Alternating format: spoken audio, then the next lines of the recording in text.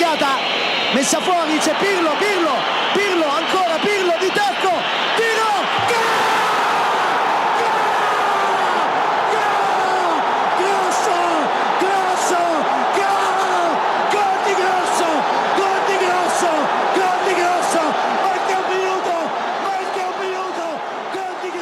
Hello and welcome to this week's AC Milan Talk podcast. I'm your host, Samit Paul, and as always, I'm joined by my good friend Jason Brown. JB, how you doing?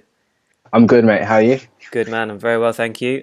So sadly, Jason, we've not got any new signings to discuss tonight, but there's an emphatic win over Bayern, there's Europa League qualifiers, and all the latest transfer talk to get through. But first, let's cast our minds back to that win over Bayern last week. 4-0 victory, Jace. Absolutely brilliant result. Before we get into the sort of individuals and, analysing the game as a whole, I want to discuss with you just in terms of what you take away from these pre-season games. Because there's so many sort of question marks in the sense that teams are at different stages of their preparations. Some players are tired because they've literally just had a game and they're feeling, there's a drop in fitness for the next game. There's all sorts of reasons for, not looking too much into results. I mean, we've seen teams do really well, win all their pre-season games, and then the competitive stuff comes around, and all of a sudden there's problems all over the place. Yeah. How much do you take away from pre-season games? Is it just a case of let's just get the players fit, steer clear of injuries, get ready for the season, or do you give weight to results and performances of the team as a whole?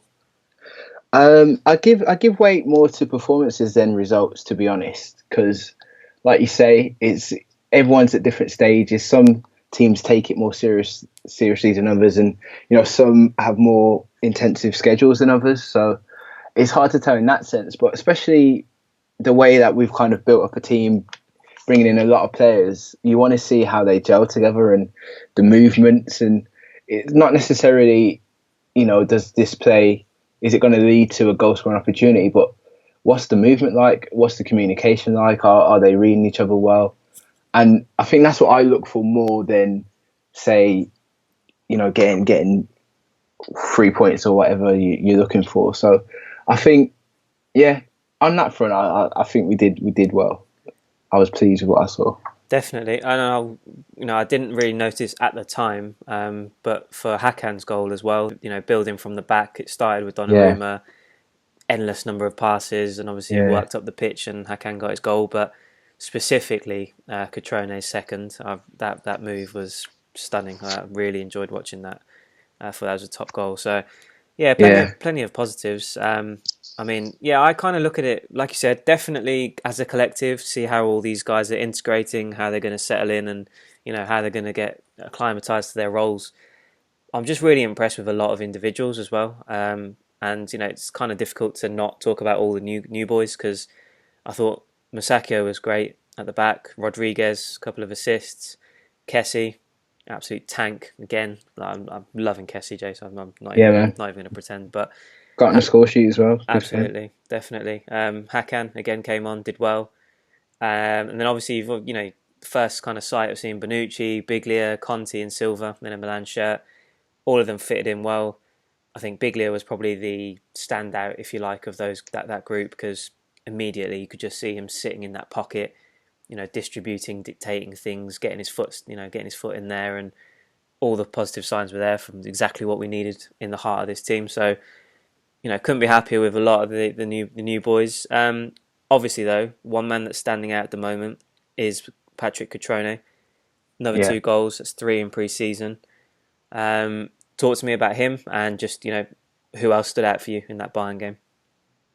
Obviously, Cutrone was excellent. Like getting on the end of those. The first goal is his first goal, the header. I thought it's good play by Rodriguez, who stood out to me. I thought, I was looking at it because obviously Arsenal were linked with him for a while, and we didn't go with him. We went with Kolasinac. Yeah. I was looking at Rodriguez like, have we made the wrong choice? Like, this guy's got everything. He's going forward. He's good with the distribution. He's good with the, obviously his defensive duties, and that ball for that goal was like just on a plate for him, I thought. So he impressed me a lot, to be fair. Obviously, we talked about Kessie, the man in the middle. I like the fact that he was getting forward, not just he was protecting the back four, but obviously for his goal, he's there. He's followed up. He hasn't stopped his running. He's just the ball's fallen into him in the right place. So I was impressed with him. But yeah, Cutrone, man, he's got to take all the plaudits. Young kid, given his opportunity, come in, got 2 goals. So I think he has to be my standout man for the game. Absolutely. We've had a question on him, so we'll go into depth and answer that question a bit later. But just to kind of kick off the conversation about him and his role this season. We know about his records at youth level. He's a proven goal scorer in the sense that he's a real poacher. You can see it in the goals that he scored against Bayern. He's there in the box and he knows how to find the back of the net. What kind of position, what kind of role do you think he should have this season? Does he have a prominent role for you? Is he going to get crowded out at the new signings, or push him down to 3rd, 4th choice, or do you send him out on loan, build on this momentum this summer, give him regular minutes elsewhere, and continue to develop him that way? Yeah, I would have gone for the loan option, to be honest. The only difficulty is, obviously at the minute, we're still potentially going to look for that second striker to play up with Silva, but it may be a risk to scrap that and just stick with Crotone. But when you got players like Belotti, who's been mentioned, who I think if we had the chance to sign him, it would be silly not to do so. But then you think, if we do send Crotone out on loan and he comes back next season, who's getting ousted? Yeah. Belotti or Silva are 2 still new signings, really. You think about it, they only would have been there for a season. So maybe you look at it and say, do we put our trust in Crotone? But then if Belotti goes to someone else, a rival, could come back to bite us in the behind. So it's a difficult one, isn't it? When I watched the game, I thought, all right, he needs to get some playing time. He needs to get out there alone, week in, week out. But I think maybe keep him, hold on to him, especially with European football and wanting to battle on all fronts. I think having that quality in the team is only going to be a plus. Yeah, definitely. I mean, I am torn as well. I think, especially depending on how many we bring in, there's still talk that it will be a marquee signing and Kalinic. Then where does that leave Cutrone? That's 4th choice then, in many people's books. Yeah. Then you're kind of looking at it and thinking, maybe it's probably best to send him out on loan then. Or maybe just not go for Kalinic. Marquee signing and have Crotone there. Yeah, that would be ideal. I think, that's what I mean. He's shown that he can score. He knows how to find the back of the net, and whether it be, like I said, in a game in Europe, whether it's coming off the bench in the last 20 minutes, just put him in the box and hopefully, pick up the pieces and bag himself a goal or 2. That's kind of all we hopefully will need from him. But definite plus to see him doing so well in pre-season. Gives Montella another sort of positive to take away from it. So, there's talk that he might start the Europa League game on Thursday. So another chance for him to shine. So we'll have to see what he can do. But looking away from the new signings, there were a couple of really key performances I thought as well. Bonaventura, absolute delight to see him back in the team. Doing his thing, being influential. Really, really pleased to see him back after obviously his injury problems at the end of last season. Yeah. And the world's coming to an end, Chase. And Niang actually looked pretty damn good. He did look alright, didn't he? He was getting forward. I don't know if it was, by that stage of the game, I thought where it was impressive. Bayern were desperately putting forward, trying not to get embarrassed. But I don't know if that had something to do. But he did look decent, didn't he? He really did. I think there were some early signs, like you said, early on there was a couple of instances where you're just like, I think he took a shot, it went miles over. It's like, here we go, same old Niang, he's back. But as the game went on, he kind of settled, played some clever balls for him from his standards, and he was actually really good. I think Gazzetta dello Sport actually gave him the man of the match for that game. So wow, he's doing all right.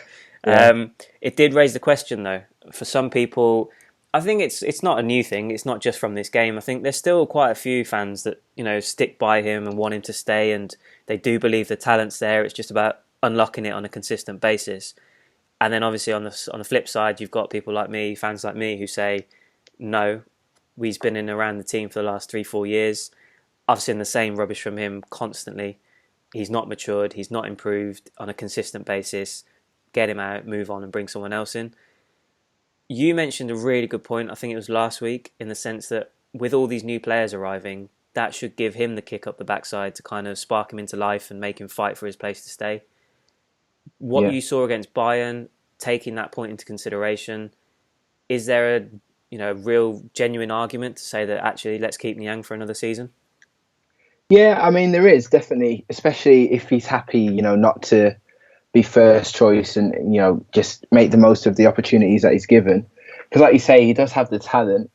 And you're right about the fact that, a lot of people are probably looking, a lot of people on the kind of the outside or kind of on the edge of potentially leaving and looking at the players that we're bringing in and thinking, I really want to be a part of this. It's could be a great team. Even if I make a few appearances, could get myself a winner's medal. Do you know what I mean? So I think they're probably looking at it like that.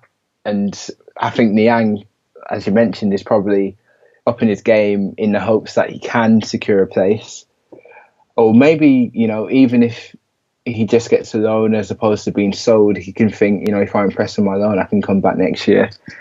But I think it would be, again, it depends on if we get the marquee signing up front. If we do, then sorry, Niang, it's see you later. But Yeah. I think if we stick with, we've got Silva, maybe Crotone stays, Niang stays, and then get a Kalinic as well, you're looking at 4 decent strikers there. But, maybe only one who you'd put a lot. Well, Crotone as well, I guess, as well as Silva, but Crotone is still young and relatively unproven. But you look at the talent there, you think there's definitely a talented forward line. It's whether or not they can apply that week in, week out. Definitely, no, completely agree. I think, the biggest thing for me is that it's all well and good doing it in a pre-season game against Bayern when we're flowing, they're looking terrible.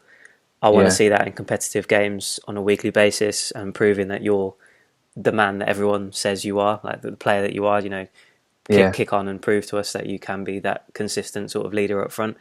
Until then, I'm not sold. I still want him to go. And it's a case of, sell him and hopefully bring a better option in, really. But again, similarly to Catrone, he probably will get his opportunity in the Europa League with sort of other players being short of fitness and stuff. So again, another top opportunity for him, and we'll have to see how he gets on. Looking off the pitch, Chase, in terms of what the result against Bayern did for us, given that the game was in China, I thought it was a really, really massive result and performance in the sense that obviously with the takeover, Yong Hong Lee, coupled with the excitement that we saw outside the stadium, inside the stadium, and absolute shout out to the fans as well. The chants were going throughout the games.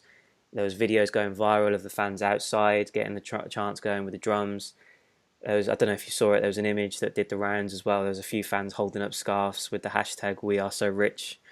So definitely enjoying life after the takeover. Yeah. But just on that, it was massively important, wasn't it? Not only to respond to that Dortmund defeat, because obviously that kind of, I wouldn't say it was like a massive disappointment, it's just pre-season, but to bounce back from that, to show a much improved performance, doing it in China, building the excitement and the buzz with the fans and everything that's going on over there, it was a really important way to kind of sign off on the tour, I thought. Do you agree? Yeah, I agree, definitely. I think that's what these tours are about, really. And, to kind of reference, Arsenal were on tour in Australia, and the feedback that the team got from the Australian fans, it was like, we don't get to see the teams, like European teams, that often. And when they come and the fans are, agreeable and the team plays well and you see the team get involved, you just get a whole new fan base. And to relate that to Milan, especially, the Chinese takeover, to have Chinese owners and then to be over in China and for the Chinese locals to see the Milan fans in such high spirits and see what it's all about, it's kind of, you get that emotional attachment. Yeah. And you think, okay, Milan, they're my team now. Especially the fact they've got Chinese owners just multiplies it. So I think we talked about it last week in terms of trying to build up the fan base. And I think we were talking about it in reference to the financial fair play and trying to raise funds. But I think this has only helped in, cementing a Chinese fan base. 100%. Completely agree. I think Yeah, like I said, it's just really important to sign it off in that way, build the excitement, and sort of get more acknowledgement from Chinese sort of as a whole, rather than just the Milan core fans that they've got there already. So Yeah. definitely pleased with that. So yeah, on the whole, happy with the tour. But now we move on to the more important things, and competitive games are on the way. Just it may be the end of July, but here we are. Europa League qualifiers on the horizon. We've obviously got the first leg versus CSU Craiova on Thursday night. No Bonucci and Biglia. I think there is a UEFA rule that suggests one of them could yet feature, but I'm not too sure. The latest development suggests that there's still both of them missing. That is in relation to the fact that because of how late we've signed them, I've read the economic guarantees aren't in place for UEFA's rules to kind of include them on the list. So that's why they're not going to feature.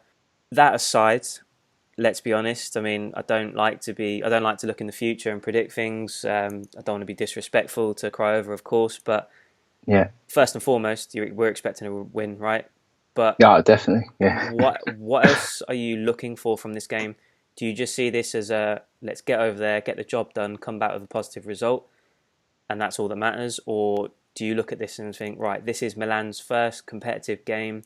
It's their first opportunity to kind of make a statement. I know the opposition's not great, and there's no point looking too much into it in that sense. But is this a statement game to kind of kick things off for the season, or do you just think, do you know what, it's an away first leg, just come back with a win and let's just get on with it and qualify? Yeah, it's a difficult one, isn't it? I think, ideally you just want a result and, no injuries, but it's hard when you say, I don't know much about Craiova or anything, to be honest. Yeah. But it's difficult when you play. And I remember when I used to, obviously I was never the standard of Milan, but when I used to play, like when I was a teenager, depending on who we were playing against, it's like if you're playing against poor opposition, it's really difficult for you to raise your own game. Yeah. So in that sense, if they are really poor, I think, two goals up and things are breezing, you kind of will back off, especially when you're away. You kind of thinking players are in their head, I don't want to give 110% and end up, burning myself out or getting an injury. Yeah. So I think it depends on how much Craiova want this game. I mean, if they're up for it, I'd want to see Milan reciprocate that energy and really just blow them out of the water. But if they're just showing up, then, I can't be mad at the boys if they're not giving 100% as long as they get results. Yeah, definitely. For me, I think it is just a case of, especially in the first leg, I think I'd like to see them turn it on a little bit and put on the style in the second leg at San Siro, considering I think I read today being Tuesday, that there's like 30,000 tickets gone already for the home leg. There's images of fans queuing up for season tickets and tickets, so the excitement is real. Let's get that second leg on the go. But yeah, in terms of the first leg, I think just come back with a solid win, good advantage, and just use the second leg to kind of put on the icing on the cake. So yeah, let's fingers crossed. Let's hope there's no drama, because obviously I'm sure all the haters and cynics will be waiting for Milan to draw and 10 new signings and they can't even beat this team from Romania or something. So yeah, let's just get the win and come back, and happy days, I think. Good stuff, Jace. We'll obviously react to that when we come back next week, and we'll obviously have more other topics to discuss as well, of course. But let's do a bit of housekeeping. Just want to sweep through some transfer talk of players that were linked with sales, that still could be leaving, and players coming in, of course, as well. A lot of the names we discussed last week, but I think we've kind of got some more answers, and there's a bit more of a sort of an understanding of how things are going to be, moving forward, how they're going to progress. Let's just start with two players that were linked with moves elsewhere. That was Suso and Locatelli. Mirabelli said last week that neither will be leaving, and for me, that can only be a good thing. I think both have got important roles to play this coming season. Locatelli probably not so much. I think he's going to be crowded out, and we've got an issue there in the sense that, how much playing time is he going to get, because Biglia has come in 45 minutes against Bayern, looked a treat. So hopefully he'll be one of the first names on the team sheet, I'm sure. Kessie, again, can't see him getting dropped. And then, say we are going with a 3-5-2, then I'd assume it's going to be Hakan or Bonaventura playing in the three in the middle with them. So there are question marks, and we did mention it last week, but for you, I mean, is it a good thing that both Suso and Locatelli are staying? In terms of, let's look at it from a depth point of view as well. They will get chances, I'm sure. So happy to see these two staying. Yeah, I am actually. I see what you're saying about the lack of opportunities they might receive, but yeah, when we want to be going deep into European competitions, deep into cup competitions, and challenging for the top spots in the league and Champions League qualification, I think you need to keep all the players you can, as long as you can keep them happy. That's the only thing, because you don't want disruption in the squad. But I think from what I see of Suso and Locatelli, I think they're just happy to be part of Milan. Obviously, they want to play, but I don't think they're the type of players to cause disruption. So to have them there ready to be called upon, I think is only a major plus. Yeah, well, because that's what I was going to ask you. I mean, is there a case for any of these players to kind of kick up a fuss and not be happy about the situation? I know we spoke about it last week, and I was saying that for me, I think I've just grown too accustomed to knowing what formation, what personnel we're going to be using, and it's a case of now we've got options, embrace it, and just be happy with the fact that we've got depth and we can bring different players into different positions. Is there a case for any of them to kick up a fuss? Because, like you said, I don't recall Suso or Locatelli in particular ever coming out publicly and kind of saying, "I'm not, I'm a bit concerned. I'm a bit disappointed. I don't know where this is going in my future." I mean, you just got to stay, fight for your place, and help Milan be successful at this point, no? Yeah, definitely. I think Suso may have more of a kind of justification to be a bit upset, but Locatelli's still young, still only a teenager, so he's his Milan lad as well. So he's probably, if anything, he should be trying to give everything to break into the first team. I can understand Suso. There was talk about him potentially coming back to the Premier League, or maybe even going back to Spain last season, wasn't there? So I think maybe he may get a bit restless and think, could be back in Spain, or I forget which Premier team. I think it was Tottenham. It was, yeah. Tottenham were in for him. So I think he could be thinking, I could be, starting in a Champions League team. So maybe he might get a bit restless, but definitely Locatelli should just, keep his head down, impress in training, and when he gets, opportunities on the pitch, do his best. Yep, absolutely. Couldn't agree more with that.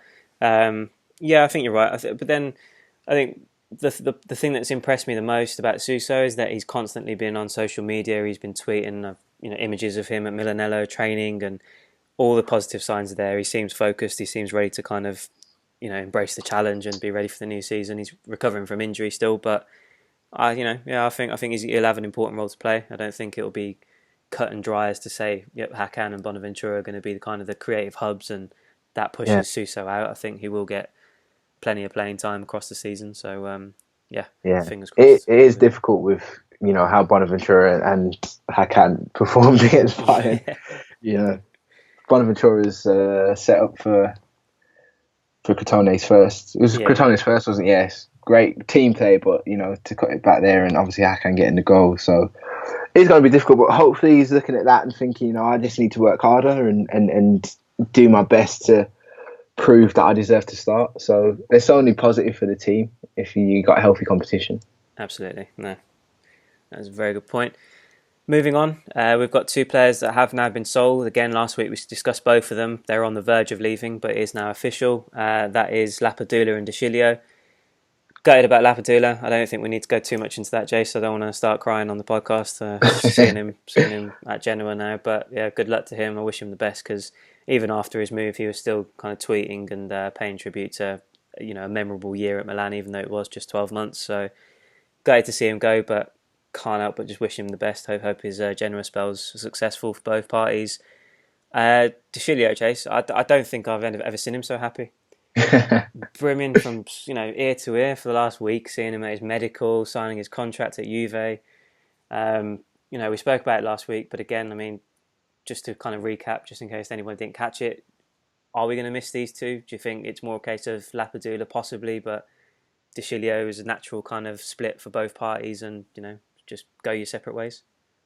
Yeah, I think with De Sciglio, because obviously what happened to us back end of last season, I think it would have been difficult for him to, get on the side of the fans again. And obviously, like you say, he was so happy when he left. I think it was best for both parties. But Lapadula, it would be a shame to see him go because the energy he brought. But I think with the quality we're bringing in, he kind of would have been surplus to requirements. What is surplus to requirements? The fact that he was sold is evidence of that. So I think from sentimentally, you're going to miss him, but I think the team won't, because I feel like we've replaced, what he gave. So, or we will do with these potential signings, should I say? Sorry, but I understand it is a shame because he's just such a nice guy, isn't he? You don't want to see him go. Oh, getting all emotional, Jason. Can't handle it. No, good stuff. And then obviously there's one man that's continuing to be linked. Montella kind of dropped the biggest hint of all after the Bayern game by suggesting that Bacca wouldn't play against Craiova and it was transfer market related. That kind of snowballed and led to suggestions that he was close to a Marseille move. That's now kind of gone away a little bit. There's no agreement between the two clubs. I mean, again, I don't really. I know he scored against Dortmund and he kind of showed a little bit of fight, even in the build-up to that goal, and it was a nice little strike, albeit I don't know what Weidenfeller was up to, but we've talked about this striker search now for a couple of weeks, and there's bound to be names coming in. Is there any single part of you, give me a percentage if you like, or anything like that? Is there any part of you that still suggests, or rather thinks, that Bacca has a future at Milan, or do you think it is now a case of get that 20-odd million euros for him, move on, and bring someone else in? It is 100%, get that money and shift him on, to be honest. Yeah, because you look at who we've brought in, who potentially we could bring in, and you look at players like Crotone coming up through the ranks. It's time to say, goodbye. Unfortunate. Well, a little bit. You kind of a little bit remiss to see him go, but like I said, it's kind of you're letting go of one thing to potentially get hold of something greater. So I think it is time to say, part ways with Bacca, especially with some of his performances towards the end of last season, his lack of effort that he put in. I think if it be different, like with Lapadula, we saw he put in 100%. He may not have had the quality of other players, but he always gave his all. With Bacca, it's kind of the other way around. It's like you feel like he could do more, but he just couldn't be bothered. And when you got players that can't be bothered, it's kind of always easier to see them move on. 100%. I think I see the argument to keep him. I think there again, similar to Niang, there are still people on Bacca's side in the sense that he is a top striker and he can score goals and he can do really positive things. But for me, it's the same story. It's like what you get with him now, and it's kind of I'm over it. I've personally believed that there's a better suited all-round sort of striker out there that fits what Montella wants for his system, his style of play, all sorts of things like that. And Bacca doesn't tick enough of those boxes. So, and I understand as well that added all his creativity around him, it could be a different story. If Hakan's there, Bonaventura's pulling the strings, maybe that leads to more chances for Bacca just to be a poacher in the box and not have to do all the other bits and pieces. But no, I think just time to move on. We've had enough of the Bacca experiment. Let's get some money in and hopefully bring in a more prolific and a better all-round player that brings more to the table. So yeah, we'll have to wait and see who that is. Speaking of transfer targets, I'll have a smooth little transition there, Jason, to targets for you. The same names continue to be linked. Nothing's really changed in the sense that Aubameyang's still floating around, Belotti's still floating around, Kalinic, Renato Sanchez is still another target. Interestingly, though, CEO Marco Fassone hinted at a potential Mr. X this past week. I don't like this term because it's something that Galliani and Berlusconi used a couple of years ago, and my memory fails me. I don't actually know if there ever was a Mr. X or who it was in the end, but it's just quite annoying. It's like, if you're doing business secretively, you've got something in the pipeline, it's going to excite us all, just keep it to yourself and just hit us with a bombshell like you did with Bonucci and everyone will lose their minds on Twitter. But there are names that are floating around. Tonight, I've seen Diego Costa mentioned, I've seen Falcao mentioned, and I've seen your boy Alexis Sanchez mentioned. I think that's part and parcel of the fact that there was talk that Fasone and Mirabelli were in London for a meeting this week. But that's kind of been superseded by the fact that there's now fresh reports suggesting that they've met Jorge Mendes to discuss Sanchez, Costa and Falcao. Talk to me, Jace. I think we'll get to Renato Sanchez in a second because I think he's now openly suggested that Milan's an interesting option for him and he's open to that idea. But looking at that list of strikers, is there one, two in particular that kind of sit at the top of that shortlist for you? Yeah, I think difficult, but Costa obviously is he's a handful, good striker. He does cause issues though, and when you've just brought 9 or 10 potential new signings, you want everyone to gel nicely and get on. And his Chelsea teammates did say he's good on a training pitch, but then you look at Conte, who said he's free to leave because he's too much of a destructive figure. So yeah. If it's true that he is someone who disrupts the dressing room, you don't want him in, regardless of how good he is on the pitch. But the same could be said about Sanchez. It said that he can be a bit disruptive at times. So it's difficult. But I mean, in terms of quality, for a centre forward, I would have to go with Costa ahead of Sanchez. I know it's going to sound a bit mad coming from me, an Arsenal fan, but actually, I take that back. I think I'm going to go Sanchez just because of his versatility. You can play him out wide as well as down the middle. Costa is I think I just look at him. I do feel like Serie A is just suited to his style of play. But obviously Sanchez did play in Serie A before and was pretty successful there. Yeah. So it's a really difficult one. I mean, if you did want to take Sanchez and pay 50 mil, have him, I'll be very happy to take that. But yeah, I think for that team, so I've gone a bit round. I've been sitting on the fence, sorry mate, but if you're making me decide based on who we've brought, if I had to add one final piece to the puzzle, it will be Costa, simply because of we've got Silva, who I feel the work rate, the energy is more similar to Sanchez, where you've got Costa, who's just a bully, he's fierce in the box. I think he brings something different to what Milan currently have, so I would have to go with Costa. That's fair enough. I could hear the pain in your voice. Yeah, we got there in the end. Yeah. No, fair enough. That's fine. Yeah, it's a bit disappointing because I know obviously we led with the headline last week on the podcast about Belotti being the man to kind of the final piece in the puzzle, but I think Torino's demands are gonna. I hope not. I still hold in hope that potentially there's a move there that can be done, but it's kind of moving away from him again. But things can change in the next 7 days, and we might have signed him by the weekend, but we don't know. But yeah, it's a tough one to choose out of those lot. We have got a question about Costa, so I'll reserve my judgment on him. But what I would say, and it's going to pain you, but if we bought Sanchez, then that's just an unbelievable transfer window for me. I'd be absolutely delighted if we had him up top. But yeah, we'll have to wait and see if he is this much talked about Mr. X. Yeah. The only thing I'd say on Sanchez is that he's come out open. He said he dreams of winning the Champions League. So for him to jump ship to another Europa League team, he would be forever, be worse than Van Persie in Arsenal fans' eyes, I think. To be fair, Van Persie said he wanted to win the Premier League, he went and he did it. For Sanchez to say he wants to win the Champions League and then just move to another Europa League team, that would be extremely disappointing. But yeah, I see he'd be a great signing for Milan, but he wouldn't be allowed in London again. Dear. Well, Chase, you might be thinking long term. We have got those seven Champions League trophies, so we'll have to wait and see. But no, you're right.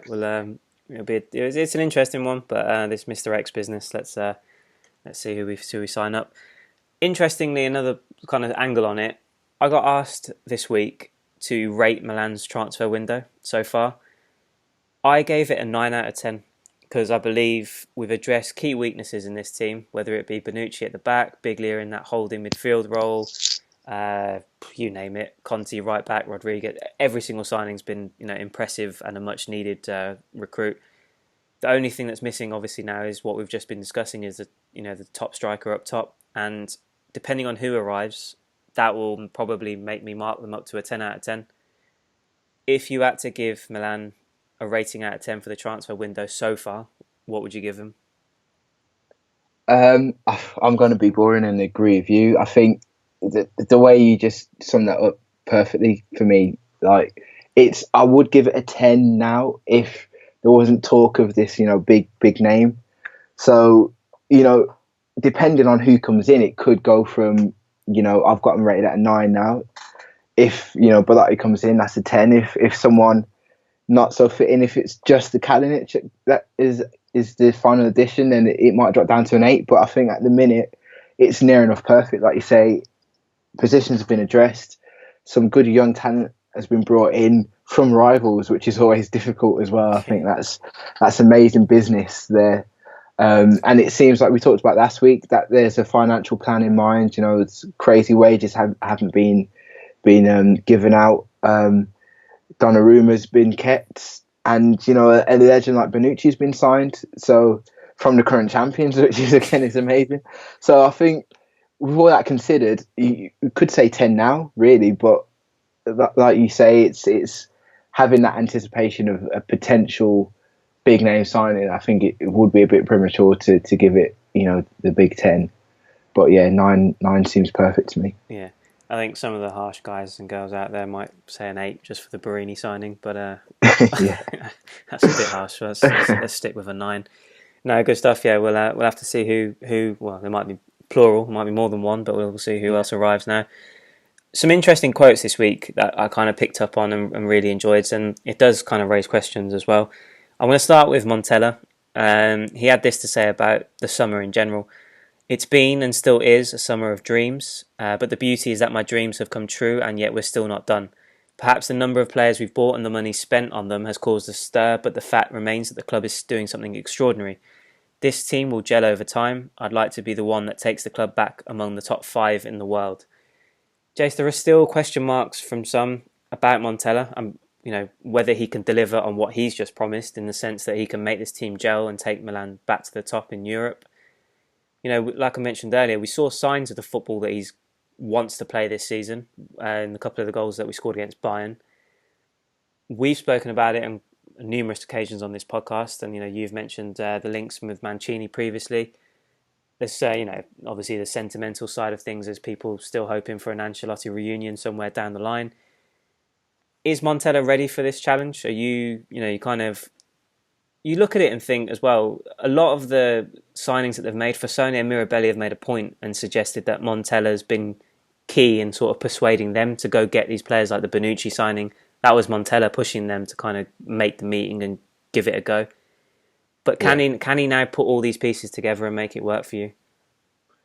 I think it's difficult because he is unproven with such superstars, really. Do you know what I mean? Yeah. So it will be difficult, but I agree. We see what he's trying to do. The way they're playing against Bayern, and it seems like they're happy to play his way.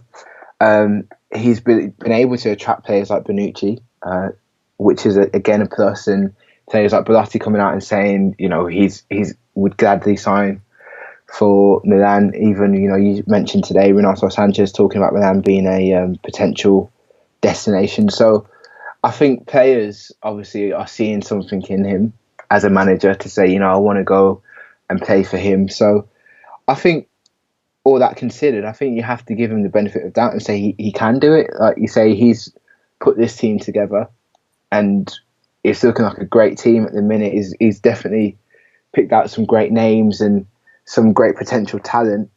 It's whether or not this team can gel. But it seems so far from what we've seen, even in the Dortmund game, I know we lost that, but I think you kind of see what was trying to happen, and then the Bayern Munich game, it all clicked into place. So he definitely has a style of play that may be what is the downfall of him though. Maybe a willingness or a lack of willingness to kind of adjust, which is what we saw towards the end of last season with some of those games. Certain teams come set up a certain way, it's kind of like Montella doesn't know, or it's not that he doesn't know what to do. It's just almost if he doesn't want to change Yeah. his style of play, which might, like I say, be what is his ultimate downfall. But I think if he can address that, this team can do like amazing things. Yeah, I agree. I mean, for me, I think he deserves this shot. I think with what he had to work with, what he did last season, the kind of building blocks are now in place. I think he deserves the opportunity to take this opportunity and challenge and embrace it and see what he can do.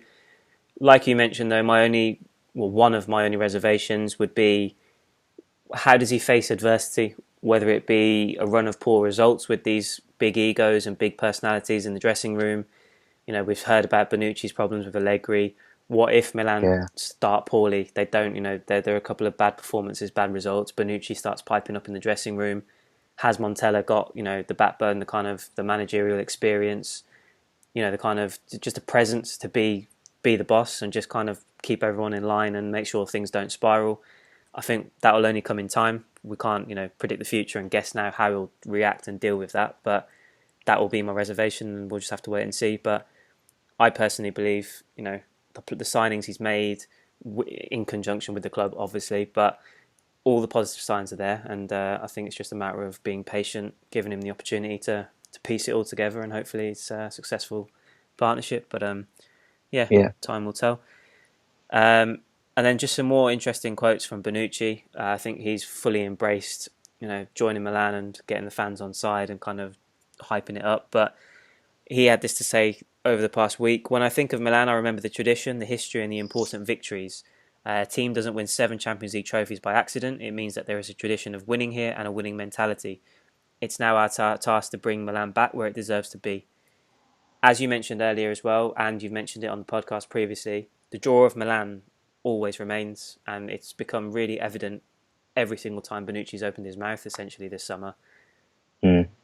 Building on that, though, I mean, signing players the ilk of Bonucci and Biglia, and hopefully moving forward, Silva and these guys will prove to be legends in their own right if they if they manage to stay long enough. But how does this help Milan moving forward?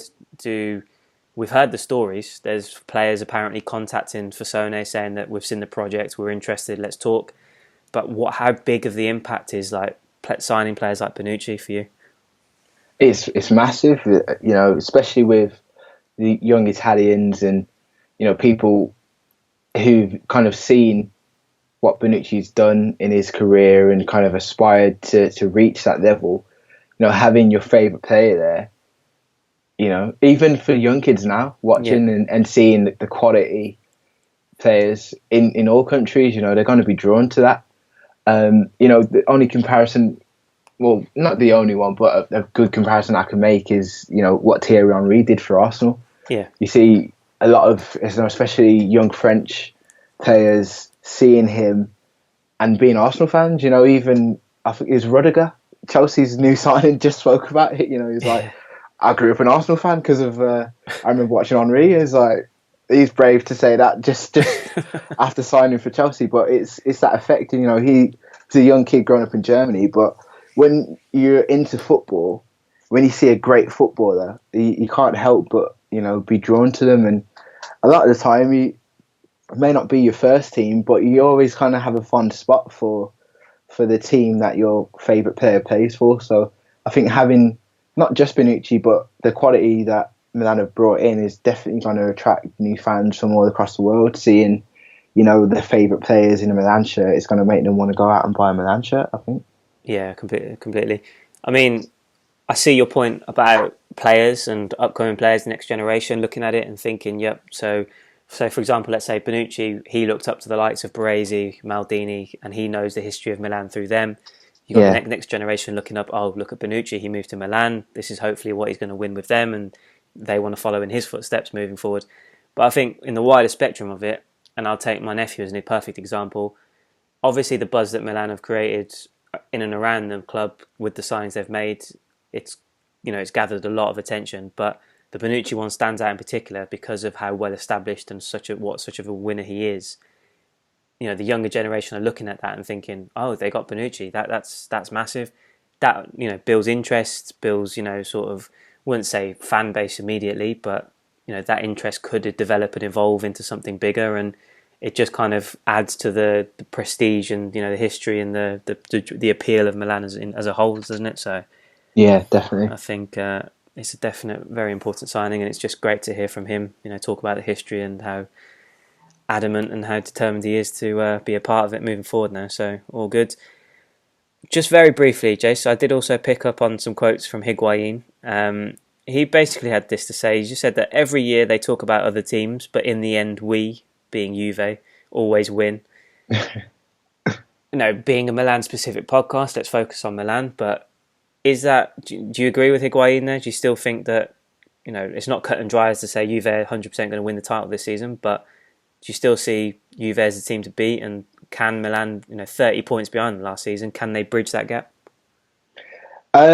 Yes, I think maybe not this season, but definitely someone can this season coming up. I know they won it last year, but we mentioned before, 2 games left, and there were still 2 teams that could have caught them up. So It's not as if it was, all cut and dry. And we also mentioned this last week, or I think it may have been the Bonucci special. Bonucci's been at Juve, 7 seasons? Or was it Juve 7 seasons? Yes, yeah. And they won 6 titles. Now they've lost him. Yeah. You know what I mean? It's to say that, he wasn't integral. I'm sure he definitely was integral, but I don't think they've replaced him. No. Or I don't think they can replace him, not just his ability on the pitch, but his leadership in the dressing room. So it'll be interesting to see how they cope without him. And if that leadership vacuum is filled. So it's interesting. Higuain's so confident. I wouldn't be, because it's not just Milan that have improved. The teams that are right behind them as well, Roma, Napoli. and Napoli, look pretty strong as well. So I don't think it's going to be as cut and dry as he thinks. I think it's definitely going to be very competitive. Yeah. I think he kind of said, respectively kind of said, Napoli, Roma are still going to be there or thereabouts. But you can see the confidence in them. They clearly still feel as if they're above the rest, and it's their league to lose, which is understandable. And I do still believe that Juve will be topping the table at the end of the season. Yeah. But I'd definitely like to see. Again, I'm not on the hype train that Milan are going to win the title. Depending on who this last signing is, you never know. It can't be ruled out. But that 30-point gap has got to be shortened. I can't, top 3 for sure. But let's get close to Juve and see how we get on. Yeah. Another point as well about Buffon. Another, Juve stalwart who's still there, obviously, but they're signing Szczesny now. Is Buffon going to play every game? Szczesny's prone to a few mistakes, so it might be a case that they need an adjustment season. With losing a player like Bonucci and maybe Buffon not being as involved as he had been. So that's 2 very important players to not have, playing week in, week out together. So they definitely can be caught. And, if Milan were to catch them, that would be amazing. Like you say, 30-point turnaround in one season would be phenomenal. Yeah, no, definitely. Well, we'll have to wait and see. They've obviously splashed out Douglas Costa, Bernardeschi as well. So they've certainly been busy themselves, and obviously De Sciglio, game changer. We'll see how he gets on in Turin, but all good. Right, Jace, let's rattle through the many Twitter questions that we've got. Thank you to everyone that sent questions in. Really appreciate it. So first one up, at Rakandur, he asked, who will most likely start in midfield? Jace, for me, I've gone, considering I think obviously we're going to prefer a 3-5-2 this season, or Montella will. So I've gone Rodriguez left wing back. I've gone Hakan, Biglia, Kessie in the middle with Conti on the right. Any alterations you'd like to make to that, or do you think that's... I understand Bonaventura's not there, Suso's not there, but would you agree with that, or would you swap some people in and out? I would agree, but I mean Bonaventura looked really good against Bayern. I wouldn't want to just throw him in straight away, but I think he's definitely, if he continue, I mean, we got this game coming up, the Europa League qualifier. If he continues in that vein, I think he kind of has to be put in there. But then you think, who do you take out? Well, for me, it's a straight swap between him and Hakan. Don't get me wrong, it pains me to say that 5, but then I just don't see how you'd spend 20+ million euros on Hakan and not expect to kind of start him. Yeah. If it was my way, I'd 100% put Bonaventura in the starting lineup, but I just have reservations as to whether he will be a guaranteed name on the team sheet, I guess. But I'd like to see him. But would that be your only change then? Yeah, that one would be definitely. I'd try and get Bonaventura in there. No, fair enough. Next question is at Mr. GL. What do you think is the best option for Cutrone and Locatelli? Stay and learn from the veterans, or accept a loan but run the risk of not getting enough minutes? What, in terms of, well, no, we've spoken about both of them really, but are we sticking by the line that, stay and learn from the veterans is probably the best strategy with these two? I think so. Yeah. My only definitely for Locatelli, I think, because we've brought in some quality in and around his positions. For Crotone, we've still got this imaginary marquee signing potentially to bring in, but at the minute, I think in terms of we signed Silva, he's a good player, but is he really at the level to teach someone like Crotone? I think Crotone scoring goals at the minute. Who's he going to learn off in that sense, or would it be better for him just to play and continue scoring goals? So I think out of the two, if we were to loan one and keep one, I'd probably loan Crotone out and let him get minutes. And for a striker, just putting the ball in the back of the net is massive in competitive games. Sorry, so for him to go out and if he has a good season somewhere and he's scoring week in week out, that's a massive plus. But for Locatelli, if he stays and he trains with some of those guys that we've brought in midfield and he learns off them, that's a plus too. So maybe treating them differently, loaning one out and keeping one. No, that's fair enough. I'd keep both because after we've won our first 4 Europa League group games, we'll obviously need to have some youngsters to come in and fill in the blanks for the last 2. So, no, I genuinely believe that there's space for them. I think Coppa Italia especially, I think both of them should be, starting every game for as long as we go. I believe maybe not so much in Europe. I think this is where the signings that we've made come into play, and they'll be pivotal in the Europa League run if we take it seriously. But I do feel there's space for them to kind of feature in Serie A. So I'd like to see both of them stay, and I think they definitely would benefit from being part of this new cycle and feeling like they're an important part of it. So, I understand the positives of a loan, but for me, I'd like to see them both stay. The second part of his question was, have you seen anything from Renato Sanchez to think he'd be anything more than a depth player? Because he hasn't. For me, Jason, I've obviously seen the quality at Euro 2016. I haven't seen enough of him, and judging from the stats alone in the year that's just gone with Bayern, there's still question marks for me over his consistency and experience to be that leading player in a starting lineup. I definitely think he'd add quality to the team, 100% depth as well. But, does he tick that box for you? Have you seen, enough of him from that sense to be more than just a depth player?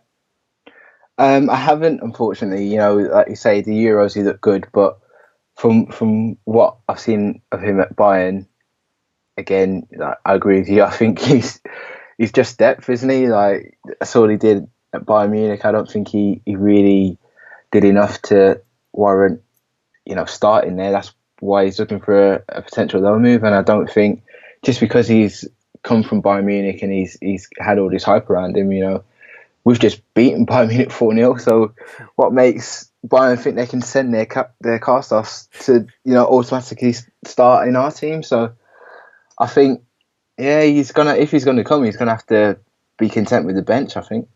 Yeah, because I'm just looking at that 5-man midfield. Do you know what? More and more I think about it, I do feel like I want to swap Bonaventura in for Hack. Yeah.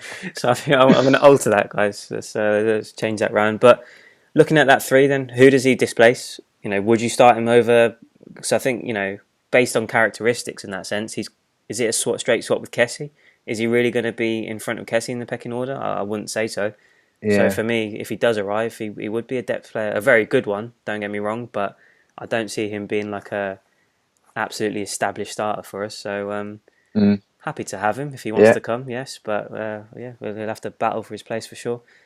I think the only thing he's got on Kessie is slightly better dreads, but other than that, he's behind him in every department, mate. Certainly is, mate. That's a very good point. No, good stuff. Next question is from Miles Cooper. He asked, briefly touch on your opinion on Diego Costa. I don't know where to start. Jason, it's simply put for me, I don't like him.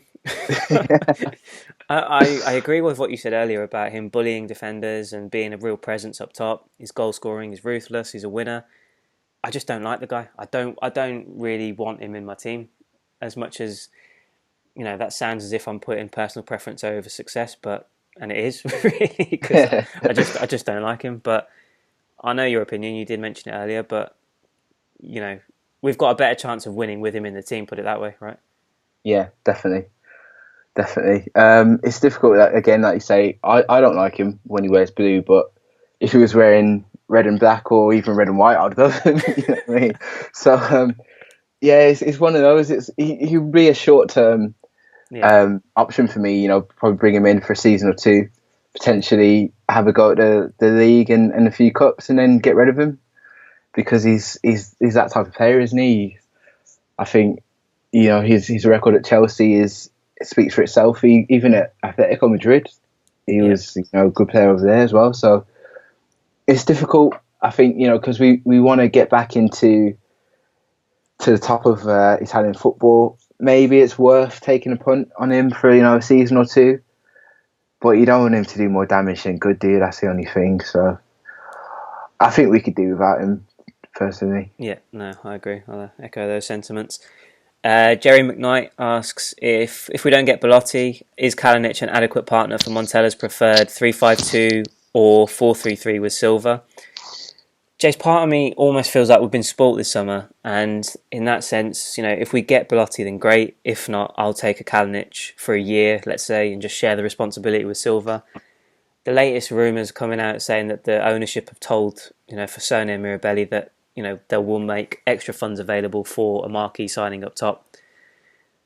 Is there an argument to suggest that if we can't get Belotti, if there are problems, prizing these other big names away, would you settle for Kalinic just for 1 year?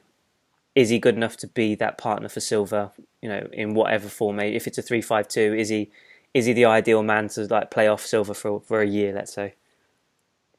Yeah, I think it could work. Like we talked about the kind of the differences between the two, so they could work together, kind of playing off each other. And if we keep Crotone as well as backup just in case, I think it as a squad, I think that's good enough, really. Kalinic is aging a bit, but we talked about what he brings in terms of his aerial threat. He's big guy, Silva as well, willing to put the work in running back. So I think the two of them could work, but I'd still want that marquee signing. But if we didn't get it, I wouldn't be mad. Like you say, we've been spoilt this season. So getting the Kalinic in, someone to kind of put the work in, it wouldn't be bad, I don't think. No, I mean, don't get me wrong. If we can go out and get one of these big names and 100% all in, let's go do it. But if we can't, if Belotti can't come, if the other options fall by the wayside, then yeah, I think Kalinic run the channels, find the back of the net, assist. He can do everything. So yeah, for me, as a short-term solution, then I wouldn't happily say let's get him. But depending on the price tag as well, of course, I think it has to be a decent fee. I don't 30 million is well over the top. So if we can reduce that significantly, then I'll be content for the short term. Yeah. Some bloke called Jack Cowlings sent in a question. I don't know if you know Jack, him, but I've never heard of him before. Never heard of him, mate. He's a stranger. Hopefully we'll be welcoming Jack back onto the show sooner rather than later. But he's asking, who are you predicting to be Milan's signing of the season? On the basis of what we've seen in pre-season, the fans are absolutely loving him. I'm going to go with Kessie, Jace. I think Biglia will give him a run for his money because he's so important and exactly what we've needed for so long. I think he'll be absolutely crucial, but Kessie's the man for me. Yeah, I'm agreeing with you there, mate. Kessie, I think. I take your point about Biglia, but I think Kessie, seeing him pop up with the goal against Bayern, I think he'll do a lot more of that, which is probably going to make him more of a standout player because he can do a bit of it all. He's like the ideal, that position, that midfield, that box-to-box player that does a bit of everything. You got to love him, haven't you? You know what I mean? So for me, if he continues to play how he's been, I know it's only 2 games, but he impressed me even in the Dortmund defeat. So I think if he can continue to do that all season long, he'd definitely be signing the season. Yep, let's certainly hope so. At VA Jack Sparrow, he wanted me to start off by saying, tell everybody about my hatred for Nikola Kalinic. So he probably won't enjoy the answer we just gave a minute ago. But sorry about that. And he also asked just to discuss who can be Mr. X. Is it going to be Costa? Is it going to be Aguero? Is it going to be Fabregas? Apart from the names that we have mentioned and discussed, Jace, is there any other names that kind of crop up for you that it could be this surprise, shock signing that they're potentially promising? Because I'll be honest, I don't think it's going to be a name that is just plucked out of thin air. I think it will probably be one of the guys that have been mentioned. I don't know, I've got a sneaky little feeling Falcao might be the outside runner. I don't know if that might be an option, but yeah, for me, I think it is. It's not really going to be a Mr. X. It'll be, Belotti, Kalinic, maybe Diego Costa as maybe the surprise shock one. But any other names, or do you think it will be centred around this group that we've been talking about? I think looking at the kind of the transfer roundabout, it's going to be someone who, like you say, has already been linked or potentially is no longer needed by their club. So you look at Aguero potentially could be surplus to requirements. Who VA Jack Sparrow has mentioned. Also Benzema as well from Madrid potentially. Yeah. Looking at if they want to get Mbappe, he might be gone. But then if Mbappe goes, I don't think Falcao will go. True. Sanchez as well, with 1 season left on his contract. So there are some pretty big names potentially out there. But I do agree. I think it's either going to be Belotti, as you mentioned, Costa, Sanchez, and I'd throw Benzema in there as well. Yep, that's fair enough. Good man. Richard Gassi wants to know what are the chances that Renato Sanchez will join Milan, considering his comments that the Rossoneri are an interesting option. In terms of the chances, Jace, I think it's nailed on. I think Ancelotti's opened it up. I think Bayern, Chiefs over there have all mentioned it, specifically mentioned Milan as an option. Now for Sanchez to come out and say himself that, they're an interesting option. He believes that he'll get a chance to play there more often than he will at Bayern. All points to me as if this is just a deal waiting to be completed, to be quite honest. It's just a case of, is he going to come on loan initially? Is he signing on a permanent deal? What suits Milan best? What deal can they get? How highly would you rate this move as happening now?